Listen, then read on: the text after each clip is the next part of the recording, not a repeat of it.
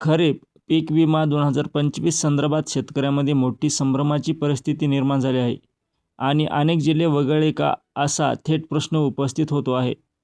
सध्या राज्यातील अनेक महसूल मंडळामध्ये पीक विम्याचे कॅल्क्युलेशन अपूर्ण आहे. काही ठिकाणी प्रक्रिया सुरू आहे तर काही जिल्ह्यांमध्ये अजून सुरुवातही झालेली नाही. बीड, लातूर, धाराशिव यासारख्या जिल्ह्यांमध्ये प्रक्रिया पूर्णपणे प्रलंबित आहे.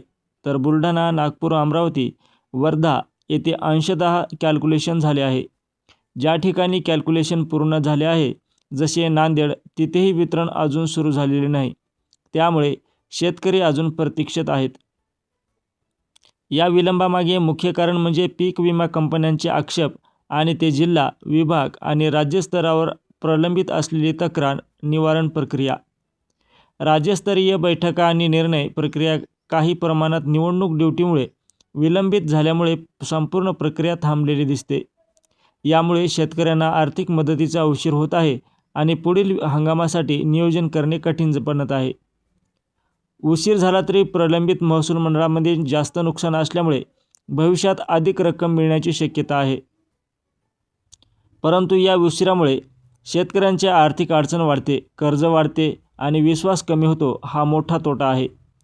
महत्त्वाचे म्हणजे या सगळ्या माहितीवर अजून अधिकृत शिक्कामोर्तब झालेलं नाही. त्यामुळे ही परिस्थिती बदलू शकते.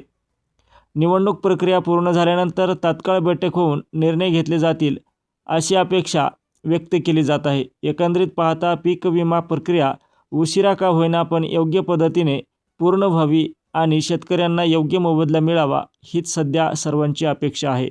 धन्यवाद.